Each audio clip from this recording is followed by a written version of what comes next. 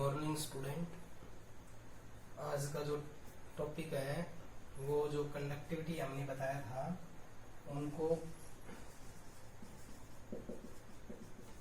हम दो पार्ट में डिफाइन करेंगे। एक रहेगा आपका इक्विवेलेंट कंडक्टिविटी, दूसरा रहेगा molar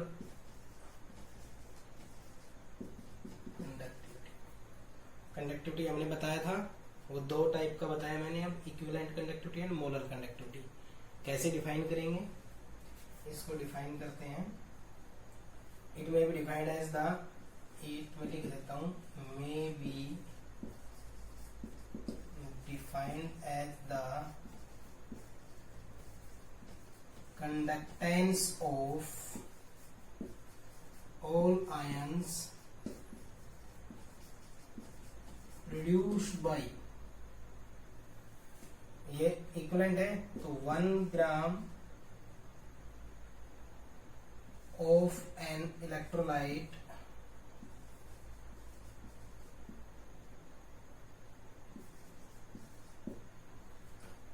placed between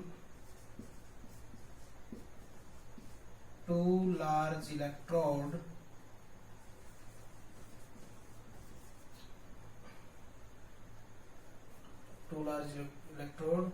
separated by 1 centimetre. क्या समझे कि एक कोई बीकर है, ध्यान समझना, इसमें हमने कोई भी एक सॉल्यूशन दिया, ठीक है, और इसको इस तरह से हमने बैटरी से जोड़ लिया है, ठीक है। इसमें हमने 1 ग्राम कोई भी इलेक्ट्रोलाइट ऐड किया। क्या किया? 1 ग्राम इलेक्ट्रोलाइट। जब 1 ग्राम इलेक्ट्रोलाइट डाला और जब ये करंट पास हुआ तो ये आयंस में जो टूटकर जो पॉजिटिव और नेगेटिव आयंस होंगे वो कितनी कंडक्टेंस प्रोड्यूस करते हैं, कितनी कंडक्टेंस प्रोड्यूस करते हैं, वो ही आपकी इक्विवेलेंट कंडक्टिविटी कहलाएगी। समझे कि 1 ग्राम इलेक्ट्रोलाइट जो है वो कितने आयंस प्रोड्यूस करता है जब उसको हम 2 लार्ज इलेक्ट्रोड में रखते हैं, 1 सेंटीमीटर की डिस्टेंस पे रखते हैं, यानी 2 तो बड़े इलेक्ट्रोड है, एक ये इलेक्ट्रोड एक इलेक्ट्रोड मान लो, इनके बीच की सेपरेशन 1 सेंटीमीटर, और इसके बीच में हमने जो सॉल्यूशन रखा वो क्या रखा? 1 ग्राम इलेक्ट्रोलाइट, यानी इलेक्ट्रोलाइट इन ग्राम। जब 1 ग्राम इलेक्ट्रोलाइट रखेंगे फिर करंट पास होगा तो ये आयंस में टूटेंगे। अब पॉजिटिव और नेगेटिव अगर आयंस होंगे तो उनकी वजह से करंट प्रोड्यूस होगा। तो जितने 1 ग्राम इलेक्ट्रोलाइट से जितने आयंस प्रोड्यूस होते हैं वही उनकी इक्विवेलेंट कंडक्टिविटी होगी। क्लियर? अब आता है मोलर कंडक्टिविटी। चलो मैं इससे पहले इसका फॉर्मूला बताता हूं। तो इसको ऐसे रिप्रेजेंट करेंगे, इक्विवेलेंट कैपा इनटू वॉल्यूम, ऐसे रिप्रेजेंट करते हैं इसको। और आगे अगर लिखना चाहें तो lambda equivalent is equal to conductivity यानी kappa into 1000 divided by concentration. Volume number of mole क्या होता है? Concentration per unit volume. उसी हिसाब से हमने इसकी वैल्यू को कैलकुलेट किया था। अब ये हमारा इसका फॉर्मूला हो गया है। तो ये तो क्या हुआ है? ये हुआ है इक्विवेलेंट कंडक्टिविटी, और ये क्या हुआ है? नॉर्मल कंडक्टिविटी, और सी क्या हो गई? कंसंट्रेशन। तो इसको क्या बोलेंगे हम? कंडक्टिविटी, और इसको क्या बोलेंगे हम? कंसंट्रेशन। ये हो जाएगा number of mole per unit volume, volume ऊपर चला जाएगा। तो ये कंडक्टिविटी, ये इक्विवेलेंट कंडक्टिविटी, और इसको क्या बोलेंगे? कंसंट्रेशन। तो सीधा सा क्या हुआ? जब 1 ग्राम इलेक्ट्रोलाइट होता है, जब उनको 2 इलेक्ट्रोड्स में रखते हैं तो जितने आयंस प्रोड्यूस होते हैं वही उसकी क्या कहलाएगी? Equivalent conductivity. अब मैंने ये साथ इसलिए रखा कि मोलर कंडक्टिविटी और इक्विवेलेंट कंडक्टिविटी में ज्यादा डिफरेंस नहीं है। अगर आप इलेक्ट्रोलाइट 1 ग्राम की बजाय क्या ले लो? 1 ग्राम मोल इलेक्ट्रोलाइट क्या ले लो? इसमें तो इलेक्ट्रोलाइट लेना पड़ता है 1 ग्राम, और इसमें लेना पड़ता है 1 ग्राम मोल। सेम। तो इसमें डेफिनेशन क्या होगी? इट मे बी, जैसे मोलर कंडक्टिविटी पूछता है तो it may be defined as the conductance of all ions produced by 1 gram mole of an electrolyte placed in between two large electrodes separated by finite distance या 1 centimetre. तो जब 1 ग्राम electrolyte जितने ions produce करते हैं वो जो conductivity होगी उसको तो इक्विवेलेंट कहेंगे, और 1 ग्राम मोल अगर कंडक्टिविटी क्रिएट करता है तो उसको हम क्या कहेंगे, मोलर कंडक्टिविटी। अब मोलर कंडक्टिविटी का फॉर्मूला क्या बनेगा, मैं दोनों के फॉर्मूलों को साथ रख देता हूं। जो मोलर कंडक्टिविटी है और इक्विवेलेंट कंडक्टिविटी है उनको मैं साथ रखता हूं। तो जो मोलर कंडक्टिविटी आया था आपका वो तो ये आया था, इक्विवेलेंट कंडक्टिविटी तो ये आया था इनटू वी या 1000 डिवाइडेड बाय, ठीक है। और एक मोलर कंडक्टिविटी इसको m से रिप्रेजेंट करेंगे, ई क्यू का मतलब इक्विवेलेंट, m का मतलब मोलर, यहाँ हो जाएगा k into 1000 divided by C. Same ये क्या है, इक्विवेलेंट कंडक्टिविटी, ये क्या है मोलर कंडक्टिविटी, ये क्या है कंडक्टिविटी, ये क्या है कंडक्टिविटी, सी क्या है कंसंट्रेशन, सी क्या है कंसंट्रेशन। अब इनकी जो यूनिट होती है इन दोनों की वो क्या होती है, Simon centimetre square mole inverse, क्या है Simon centimetre square mole inverse. Concentration की आप पढ़ते आए मोल पर लीटर, और कंडक्टिविटी जो होती है उसकी क्या आएगी, ohm inverse metre inverse. Concentration की होती है मोल पर लीटर। तो यहाँ पर ये यूनिट्स यूज हो रही है, इसकी सेम रहेगी। इसमें और इसमें जो डिफरेंस आता है ना, वो डिफरेंस होता है कि इसमें जो हम इलेक्ट्रोलाइट बनाते हैं वो 1 ग्राम का बनाते हैं, और इसमें जो इलेक्ट्रोलाइट बनाते हैं वो 1 ग्राम मोल का बनाते हैं।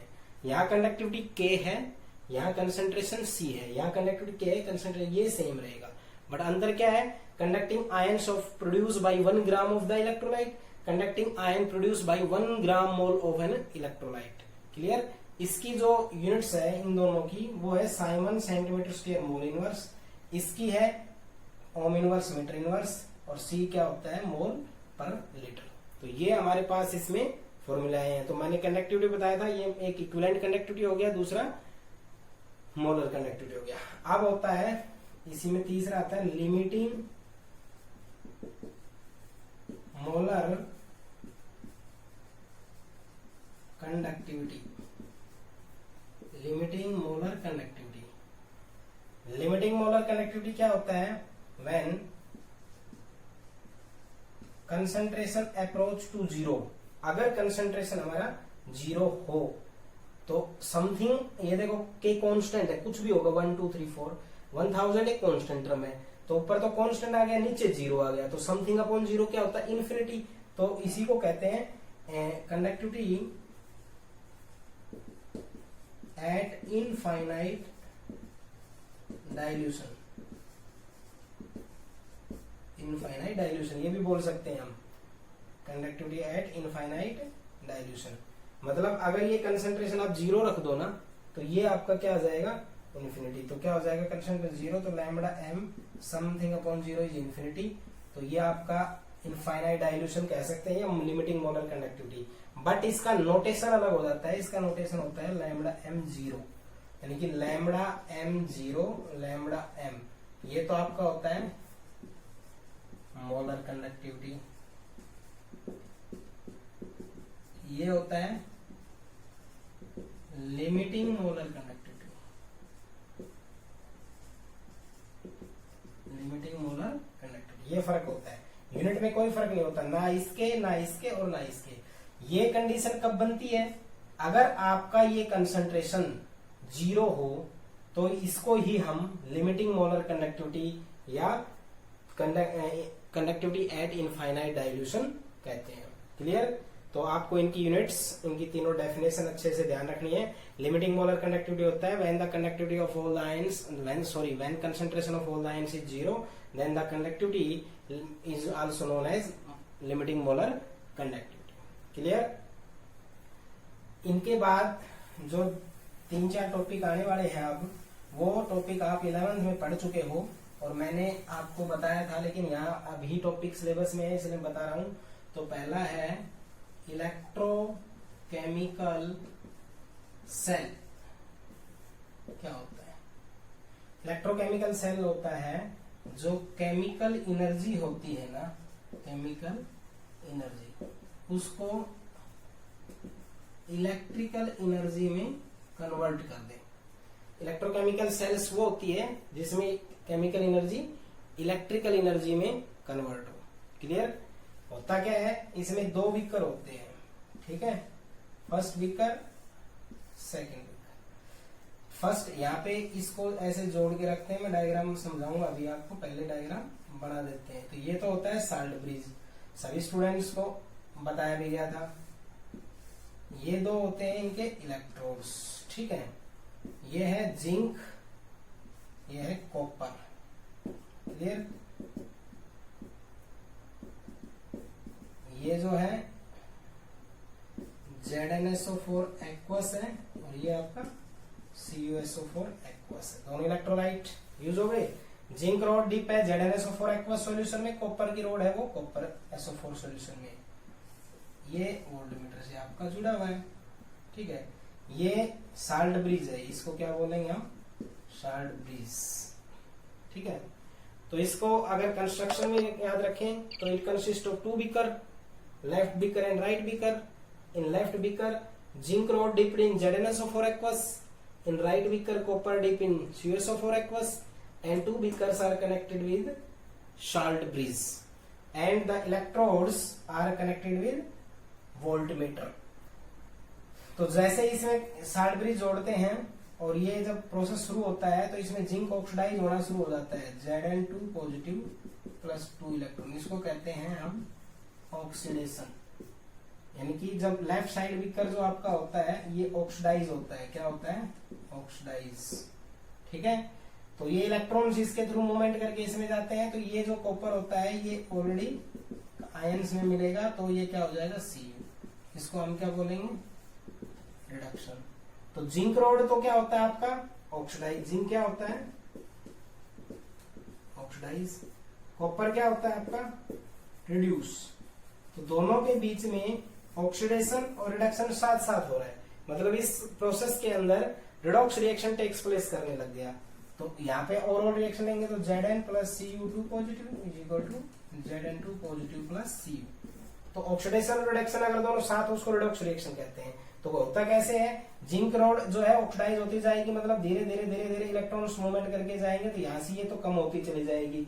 और जो ये इलेक्ट्रॉन्स है उसको ये इलेक्ट्रोड्स जो ये साल्ट ब्रिज यूज हो रहा है ये इनर्ट है, ये इलेक्ट्रॉन्स को लेके जा सकता है लेकिन आयंस को, सॉल्यूशन को इससे ट्रांसफर नहीं करता, और ये धीरे धीरे क्या होने लग जाती है, बढ़ने लग जाती है। तो ये तो ऑक्सीडाइज होने लग जाता है, ये रिड्यूस होने लग जाता है। इस तरह ऑक्सीडेशन रिडक्शन चलता रहता है और इलेक्ट्रॉन्स का इसमें ट्रांसफरेंस होता जाता है। तो आपको पता है इलेक्ट्रॉन्स जिस डायरेक्शन में फ्लो करते हैं उसका अपोजिट डायरेक्शन में क्या फ्लो हो जाएगा, करंट फ्लो हो जाएगा। और इस वोल्टमीटर के अंदर डिफ्लेक्शन से हम वो चेक कर सकते हैं।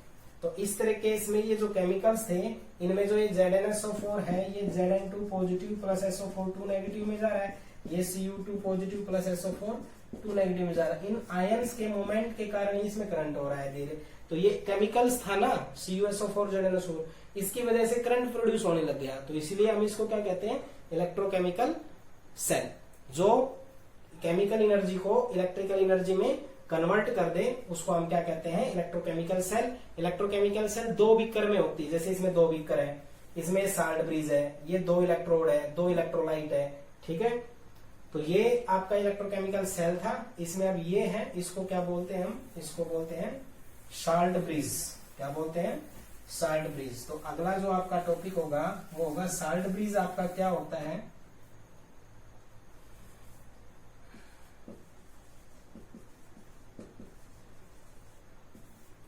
साल्ट ब्रिज होता है आपका एक यू शेप ट्यूब होती है। क्या होती है, यू शेप ट्यूब। इसमें KCl, KNO3, NaNO3 ये फिलअप होता है अगर या जेली टाइप में। क्या होता है, साल्ट ब्रिज जो होता है ये देखो खुद ही सोचो, साल्ट और ब्रिज मतलब दो बीकर को जोड़ता है, इसलिए ये एक यू शेप ट्यूब होती है। इसमें KCl, KNO3, NaNO3 ये जेल जैसे होता है ना, वैसे फिलअप होते हैं। काम क्या करता है, सर्किट कंप्लीट।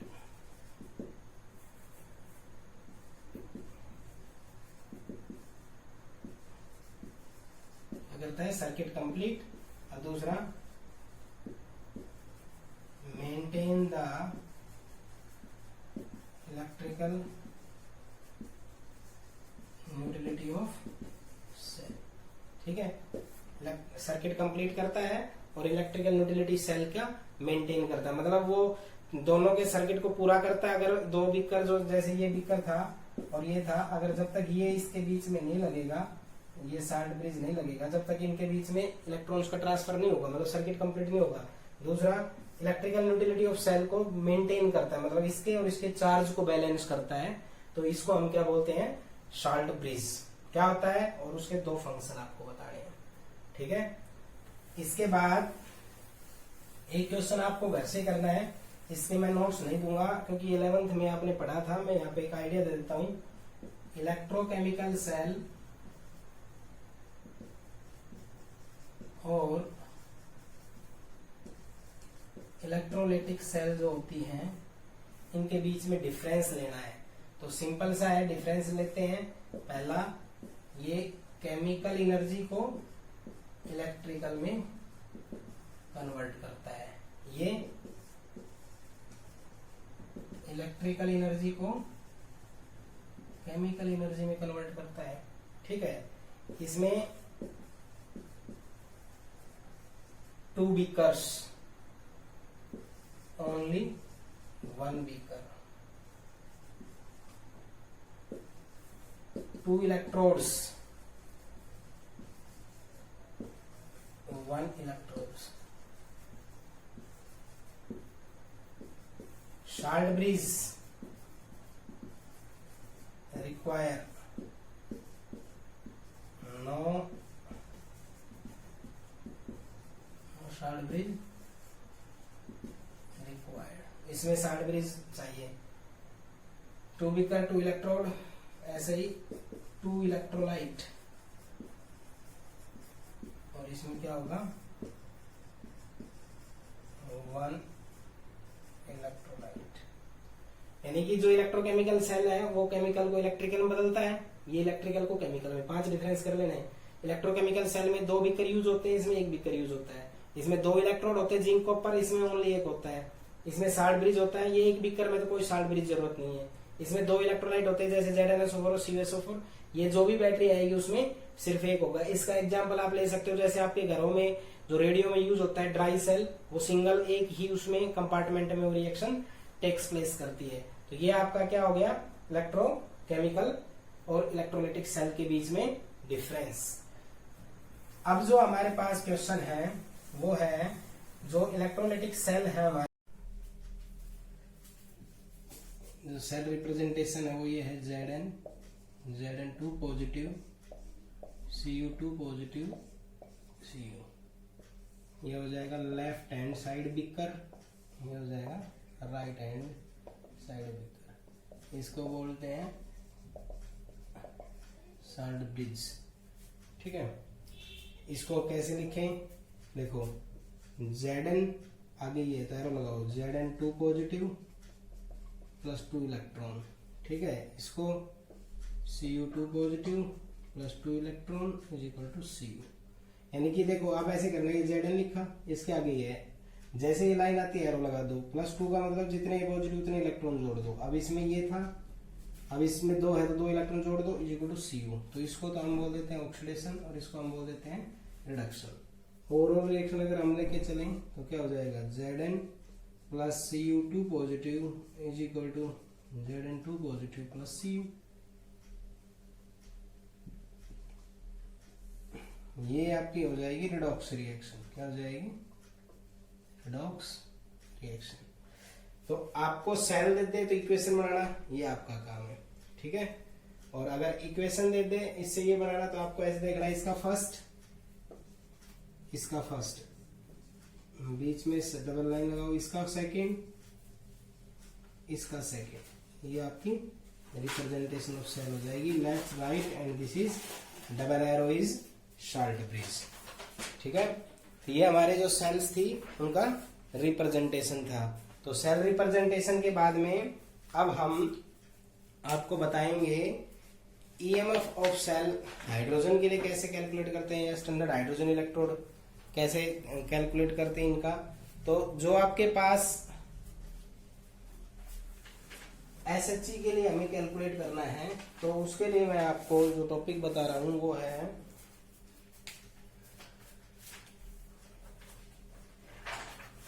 Electrode potential. ये एक बार डेफिनेशन मैंने बता भी दी है, लेकिन अब इसके ऊपर काम करना है। कोई सिंगल इलेक्ट्रोड ले लो, जैसे आपके पास है हाइड्रोजन, तो हाइड्रोजन क्या करता है, ये खुद इलेक्ट्रॉन लूज भी कर सकता है और ये इलेक्ट्रॉन गेन भी कर सकता है। तो एक प्रकार से हम क्या बोलते हैं, ये करेंगे तो H2 plus 2H positive, 2H positive plus H2। Tendency of an electrode, tendency of an electrode to gain और लॉस ऑफ इलेक्ट्रॉन, मतलब वो इलेक्ट्रोड, या तो ये कह सकते हैं पोटेंशियल डिफरेंस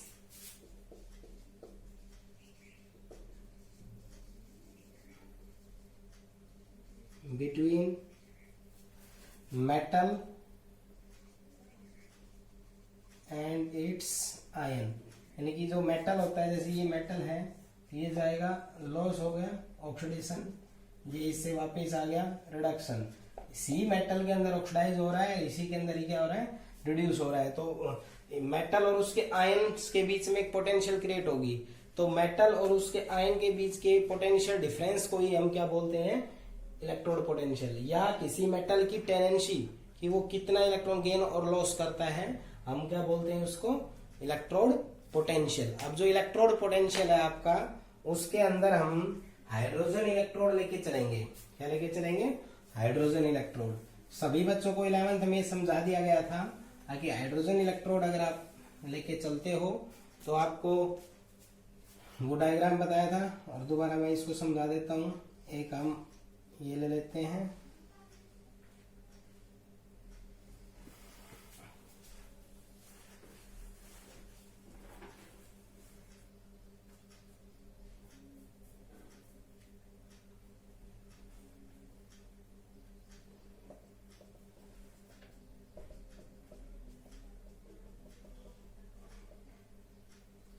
हम हाइड्रोजन गैस पास करते हैं,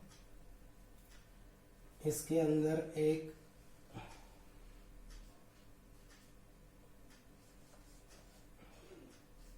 ये 1 मोलर HCl यूज करते हैं। ये आपका प्लेटिनम फॉयल होगा और ये आपका प्लेटिनम वायर। सबसे पहले कंस्ट्रक्शन आपको बतानी पड़ेगी कि हम एक रेफरेंस इलेक्ट्रोड लेते हैं जिसमें प्लेटिनम वायर होता है और प्लेटिनम प्लेट होती है, जो कि 1 मोलर HCl के अंदर क्या होती है, डिप्ड होती है। प्लेटिनम वायर और प्लेटिनम प्लेट जो होती है वो 1 मोलर HCl में डिप्ड होती है। और हाइड्रोजन गैस जो है वो हम इसके अंदर पास करते हैं, ठीक है। इसको as a reference electrode use करते हैं। क्या यूज करते हैं, रेफरेंस इलेक्ट्रोड। +1 में बता दिया था मैंने। अब जो हाइड्रोजन गैस पास की है वही ऑक्सीडाइज होगी, तो H2 = 2H positive plus 2 electron, और यही रिड्यूस होगा = H2। ओवरऑल लेंगे तो H2 plus 2H positive = 2H positive plus H2, कि इसी में ही ऑक्सीडेशन हो रहा है और इसी हाइड्रोजन के अंदर क्या हो रहा है, रिडक्शन हो रहा है। तो ऑक्सीडेशन और रिडक्शन जो है वो हाइड्रोजन के अंदर ही हो रहा है। तो जो आपके पास ईएमएफ ऑफ सेल निकालने के लिए था, तो ई सेल = क्या होता है, ई कैथोड माइनस ई एनोड। अगर हम इसको 298 केल्विन टेम्परेचर और 1 बार प्रेशर पे लेके चलते हैं तो इसको हाइड्रोजन इलेक्ट्रोड नहीं कहते, फिर हम इसको बोलते हैं SHE। क्या हुआ इसका मतलब, standard hydrogen electrode, standard hydrogen electrode SHE। और उस केस में हम इन्हीं को ही कैसे लिख देंगे, E naught of cell. Standard hydrogen electrode के लिए ये यूज होगा E naught of cathode minus E naught of anode, ये वाली वैल्यू होगी। यानी कि इसमें और इसमें डिफरेंस क्या आया, ये जो होता है ये स्टैंडर्ड स्टेट पे होता है और वो जो होता है वो अपने नॉर्मल स्टेज पे होता है। यानी अगर आप ये लिख रहे हो इसका मतलब 298 केल्विन टेम्परेचर और 1 बार प्रेशर यूज कर रहे हो, इसमें और इसमें कोई ज्यादा डिफरेंस नहीं है। ये अपने नॉर्मल कंडीशन पे होता है, ये हमारा स्टैंडर्ड कंडीशन पे होता है। स्टैंडर्ड कंडीशन पे होता है इसलिए हम इसको क्या बोल देते हैं, SHE, standard hydrogen electrode. Standard का मतलब हम 298 केल्विन टेम्परेचर और 1 बार प्रेशर यूज कर रहे हैं, ये तो टेम्परेचर वो प्रेशर यूज कर रहे हैं, और हाइड्रोजन इसमें यूज कर रहे हैं, इलेक्ट्रोड ये है, इसलिए इसको क्या बोल देते हैं, SHE या NHE। अब इनको कैसे करते हैं, काफी पॉइंट्स होते हैं समझाने के, लेकिन मैं आपको बताता हूँ। कैथोड माइनस एनोड करते हो तो आप इनमें किसी में भी कैथोड और एनोड कैसे जज करोगे, ज्यादा में से कम वैल्यू को घटा दो। एक जो ऑक्सीडेशन रिडक्शन आपका हो रहा है उनमें कैथोड और एनोड की वैल्यू 2 मिलेगी आपको, तो उसमें ज्यादा में से कम वाले को घटाना है, ये दिमाग में रख लो। क्या लार्जर वैल्यू होती है भाई, दोनों बिल्कुल एग्जैक्ट इक्वल तो इसमें होगी, ये ऑक्सीडेशन हो रहा है इसमें और इसमें एग्जैक्ट इक्वल होगी, तो इनको दोनों इक्वल वैल्यू सब्ट्रैक्ट होगी, तो ई नोट ऑफ सेल क्या आएगा, इसके लिए तो 0 आएगा। तो हाइड्रोजन के लिए ही तो ई नोट ऑफ सेल 0 होता है, तो बाकी केस में ये 0 नहीं होगा। तो आप कैसे कैलकुलेट करोगे, ज्यादा वैल्यू में से ई नोट जो हाई वैल्यू होती है उसमें से ई नोट जो लो वैल्यू है। ये कोई समझाने का वो नहीं है कंसेप्ट, बट न्यूमेरिकल में ये ट्रिक्स अगर यूज करोगे तो आपको हमेशा ई नोट ऑफ सेल निकालने में कभी भी चेक नहीं करना पड़ेगा कौन कैथोड पे है कौन एनोड पे। ये देख लो ज्यादा वैल्यू कौन सी है, कम वैल्यू कौन सी है, तो ज्यादा कैथोड होती है, हमेशा माइनस में कर देना है, जो वैल्यू कम होती है उसको हम क्या कहते हैं, एनोड। तो हाइयर वैल्यू में से लोअर वैल्यू अगर आप सब्ट्रैक्ट कर देते हो तो हम उसको क्या कहते हैं, ई सेल। तो अब जो हमारे पास ये हाइड्रोजन इलेक्ट्रोड यूज हो रहा है इसके अंदर रेफरेंस, ये इसलिए यूज करेंगे क्योंकि इसकी ई नोट की सेल वैल्यू जो होती है वो 1 होती है। अब इसमें कंसंट्रेशन पे, टेम्परेचर पे और इसमें जो हाइड्रोजन गैस है इनकी स्टैंडर्ड कंडीशंस इसके अंदर यूज होती है, और हम इसको एज ए रेफरेंस इलेक्ट्रोड, अगर हमें किसी का भी अगर ई नोट ऑफ सेल निकालना है तो हम इसको रेफरेंस इलेक्ट्रोड के तौर पे यूज कर सकते हैं, क्योंकि इसके ई नोट ऑफ सेल की वैल्यू 0 होती है। और वो जो 0 क्यों होती है, क्योंकि जो हाइड्रोजन गैस यूज हो रही है वो ऑक्सीडाइज भी होती है, वो रिड्यूस भी होती है, तो जो इसकी वैल्यू होती है वो इसकी वैल्यू होती है, तो ज्यादा में से कम घटाएंगे तो वैल्यू क्या आएगी, 0। तो इसको ये हम क्या बोल देते हैं, स्टैंडर्ड हाइड्रोजन इलेक्ट्रोड। ठीक है, इसके बाद आपको डिटर्मिनेशन करनी हो वैल्यू किसी भी इलेक्ट्रोड्स के लिए, तो आप कैसे करोगे। मान लो आपको करना है Zn Zn2 पॉजिटिव की वैल्यू, E की वैल्यू कैलकुलेट करनी है जिंक के लिए, determination of Zn Zn2 positive. तो आपको पता है मैंने कहा था ये 2 बीकर आपको हमेशा लेने हैं, तो जिंक इधर होता है ना, इसकी वैल्यू ही डिटरमाइन करनी है, तो हम जिंक को यहाँ रख लेंगे, ये इसका साल्ट ब्रिज यूज कर लेंगे,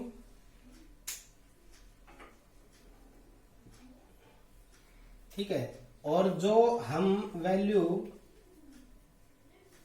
यहां यूज करते थे उसमें हम अपना रेफरेंस इलेक्ट्रोड यूज कर देंगे। क्या यूज कर देंगे, रेफरेंस इलेक्ट्रोड। अब रेफरेंस इलेक्ट्रोड जो होता है उसमें सबको पता है कौन सी गैस पास करेंगे, हाइड्रोजन। ठीक है, इसमें क्या था, इसमें 1 मोलर HCl था, ये जिंक है, ये हो जाएगा ZnSO4 एक्वस, ये आपका क्या हो गया, salt bridge. Hydrogen gas pass करेंगे, यानी कि देखो सिंपल सा है, आपको इलेक्ट्रोकेमिकल सेल बताया गया था, जिंक था, कॉपर था। अब वैल्यू इसके लिए निकालनी है जिंक की, तो दूसरे वाले को बदल दो, कॉपर को। अगर वैल्यू निकालनी हो कॉपर की तो जिंक वाले को बदल लो। तो यहाँ पर जब हम शुरू करेंगे तो क्या होगा, जिंक ऑक्सीडाइज होगा, जिंक इज ऑक्सीडाइज, तो ऑक्सीडाइज होगा तो क्या होगा, zinc Zn2 positive +2 electron oxidation, ये वाला हाइड्रोजन अब रिड्यूस हो जाएगा, 2H positive plus 2 electron is equal to H2। ये क्या हो गया, रिड्यूस। तो वैल्यू कैसे आएगी, ये कैंसिल, ये हो जाएगा Zn plus 2H positive is equal to Zn2 positive plus H2। अब E cell, E naught of cell क्या होता है, ये होता है E naught of cathode minus E naught of anode. अब एक की वैल्यू ज्यादा में से कम को घटाना है, बट जो हाइड्रोजन की वैल्यू है वो वैल्यू क्या है, जैसे ई नोट ऑफ सेल निकालेंगे, मान लो कैथोड पे ये है, तो इसमें इसकी वैल्यू मान लो x है, लेकिन जो हाइड्रोजन के लिए जिंक की वैल्यू है वो रख देंगे जो भी होगी, प्लस जो हाइड्रोजन के लिए वैल्यू होगी वो तो 0 होगी ना, तो हम ई नोट ऑफ सेल मेजर नहीं कर सकते हैं, इसीलिए हम रेफरेंस इलेक्ट्रोड के तौर पे हाइड्रोजन को यूज करते हैं, क्योंकि उसकी वैल्यू 0 होती है। तो जो कैथोड की वैल्यू आएगी या एनोड की वैल्यू आएगी, उनमें एक की वैल्यू 0 हो जाएगी, 0 हो जाएगी तो कैथोड माइनस एनोड करेंगे तो हमारे दूसरे की वैल्यू हम डिटरमाइन कर सकते हैं। सिंपल सा है, जिसको निकालना हो उसको एक तरफ रख लो, जिसको नहीं निकालना उसको दूसरी तरफ रख लो, ठीक है, और हाइड्रोजन रख दो उसकी जगह, तो ऑक्सीडाइज हुआ, रिड्यूस हुआ, तो जहां हाइड्रोजन आएगा वहां पर ई नोट की वैल्यू क्या आ जाएगी, 0 आ जाएगी, ठीक है। अब कॉपर का अगर आपको डिटरमाइन करना हो तो कॉपर का हम कैसे डिटरमाइन करेंगे,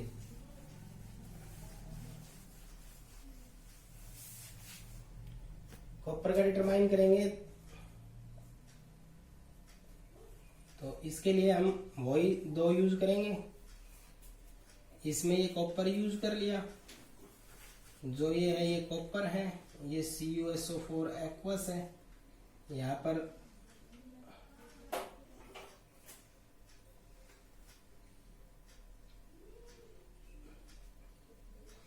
ये रेफरेंस इलेक्ट्रोड यूज कर लिया हमने, और इसको हमने शार्ट ब्रिज से जोड़ दिया। सेम है, ये बार बार बताया गया है आपको, अच्छे से तैयार करो इनको।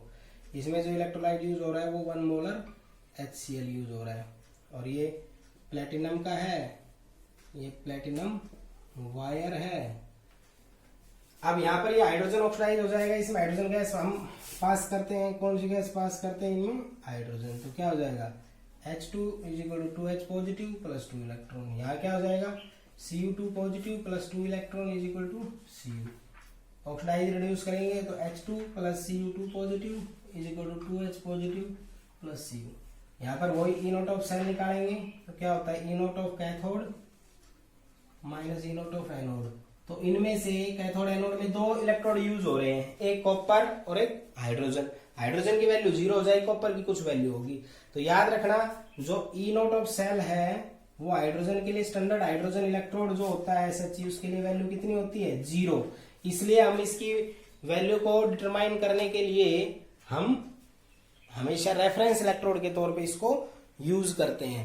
तो आपको determination of copper, zinc, magnesium ये कैलकुलेट करना है। SHE क्या होता है, किस पे डिपेंड करता है, standard hydrogen electrode, electrochemical cell, electrolytic cell. अब एक क्वेश्चन आप खुद करना, पोटेंशियल और EMF के बीच में कोई भी 2 डिफरेंस यूज करने हैं, ठीक है। और यहां तक जो भी टॉपिक हुए हैं आपके, electrochemical cell, electrolytic cell, SHE, dependence, molar conductivity, equivalent conductivity, ये टॉपिक जो थे, जो पहला लेक्चर था, ये जो दूसरा लेक्चर है, ये कंप्लीटली चाहे +1 में था या नहीं था, मैंने मैक्सिमम टॉपिक को +1 में करवा दिया था। आप इन टॉपिक को अच्छे से रिवाइज करना, थियोरेटिकल पोर्शन है।